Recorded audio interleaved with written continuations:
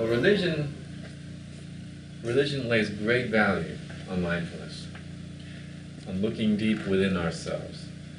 So much so that the two can be pretty much equated. Where there is mindfulness, you will find religion. And where there is no mindfulness, there is no religion. Thus, the essence of religion is mindfulness. Now we know the story of the Buddha's enlightenment, right? The Buddha, or Siddhartha as he was called at that time, was sitting down beneath a Bodhi tree, and he was very present. He was able to see the arising of each moment as it came, right? But as he was doing so, he was visited by someone, Mara. And of course, Mara is his own mental delusions, right? It's his own desire in his mind. And so all of these temptations came, his fears, his hopes, everything came to the surface. But Siddhartha did not give in to it. He recognized it, he saw it as it was, but he did not allow it to take over. And so, in that way, Mara died, vanished out, little by little. And in his final stand, Mara comes to Siddhartha and asks him, okay, so you think you can become enlightened. Well, if you're enlightened, who's going to say so? Who can witness it? And to that, Siddhartha does not give a response. Instead, all he does is touch the ground.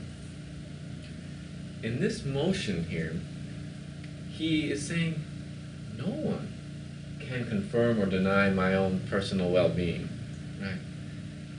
In this motion, he is touching the ground. He's showing he is authentically who he is, one with the world. So this is called the earth witnessing mudra. I know you like the different mudras and stuff. So this is called earth witnessing mudra. It's very well known. You see a Buddha images where the Buddha is putting his hand on the ground or his finger on the ground. You'll see that's called the earth witnessing mudra. And so through this action, the Buddha points out that by simply being still and noticing the arising of each of these moments, we're able to discover our awakened mind, our fundamental nature, right there on the spot. So this account of Shakyamuni's enlightenment very closely mirrors our own challenge to rediscover our natural sense of well-being. It's inherent within us, right? It's just a matter of rediscovery. And when we are able to do that, we build a greater sense of confidence despite this changing world. So why is it difficult for us to attain the state of mindfulness, the state of awareness? It's usually because we are too overconsumed with impatience, right? An impatient mind. And sometimes it seems impossible to escape our impatience.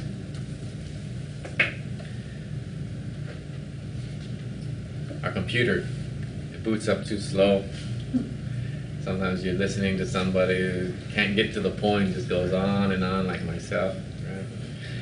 Or you're stuck in traffic, or you're waiting at the grocery store and there's a long line in front of you, right? These kinds of things happen daily. And our anger and our impatience and the waiting, the waiting and the resistance to slowing it all down, they can seem monumental. And they can really lead us to doing foolish things, right? Yelling at someone, flipping the bird, right? These kinds of things happen when we're not mindful. We just react. And then some people may say, well, you know what? Society, it encourages all of this, right? Well, I think it's an excuse, but you can see, sure enough, society does play a role in it. Speed and efficiency are almost a human entitlement. Think about it. Fast food, instant movie streaming, overnight mail, text messaging, right? We construct our world for convenience and then end up feeling impatient and frustrated when we can't speed past the present moment. Normally, when we are impatient, we've completely lost interest in this present moment.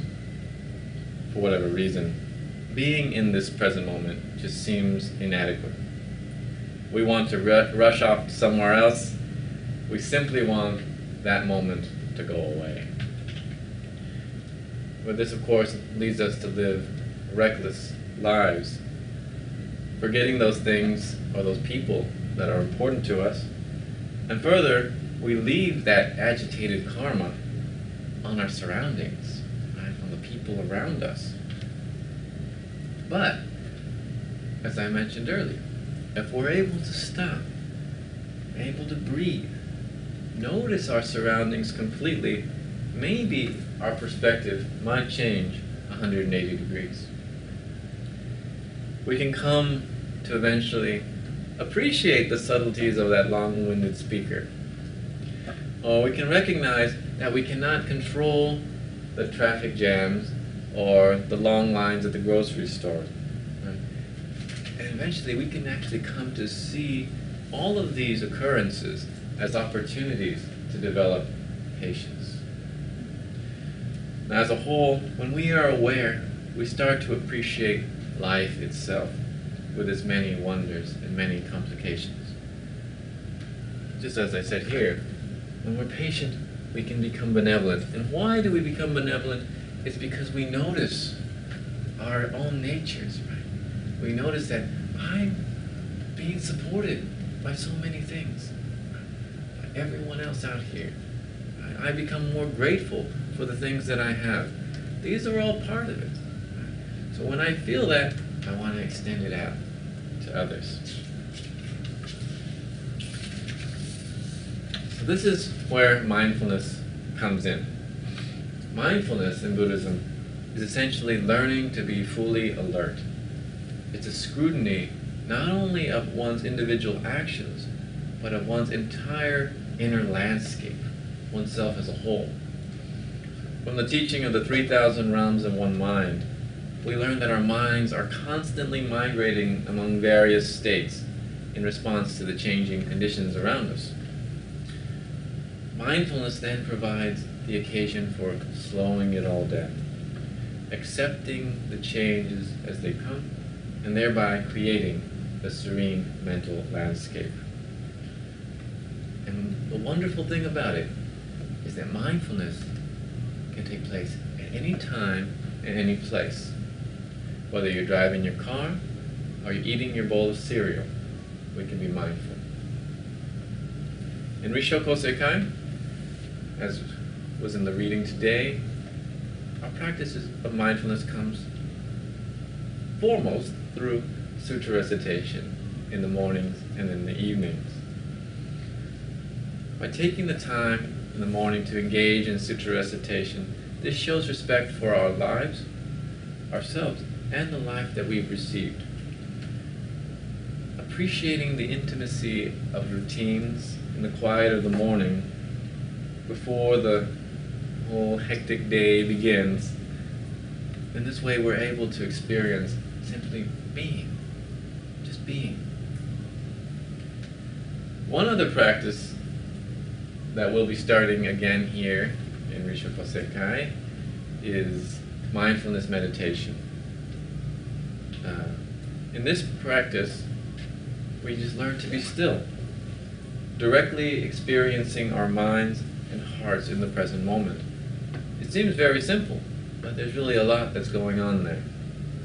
When we sit, we inevitably notice the vividness of the moment, even if just for a brief moment. Perhaps we'll notice the threads on the floor, on the carpets, right? Or maybe we'll hear a faint echo of the traffic far off. Right? Maybe we'll sense the cool humidity of the rain.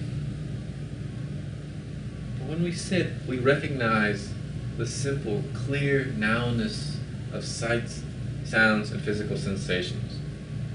We may also notice one other thing, that we are thinking. Did I take the clothes out of the washing machine? What am I going to have for dinner tonight? These kinds of things often come to our minds, right? These thoughts, they're restless. They're always meandering, right? But this bright and shifting quality of our mind, it's not a problem. It's not a problem. It's what we work with. Eventually, as we practice, right, we'll be able to touch the ground, to touch that earth, be present, one with the world.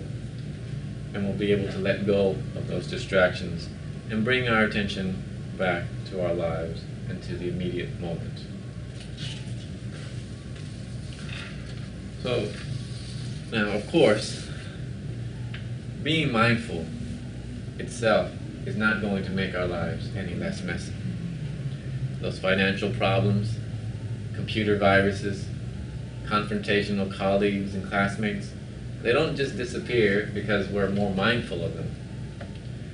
But mindfulness does make us increasingly curious about our predicament.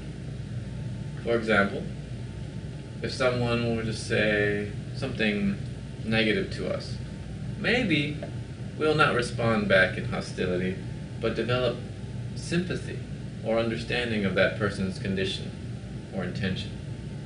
This is the kind of mindfulness that is so important, because within this mindful mind, we can create harmony with those around us, which is, of course, the goal of Buddhists.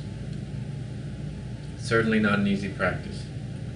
It takes a lot of work, but you'll see that this process of developing a calm and cool mind can bring us out of the deepest mental turmoil, and into a state of peace. And it's at this state that we can be mindful to do something to benefit others. And it's at this state that we can taste even just a little bit of enlightenment.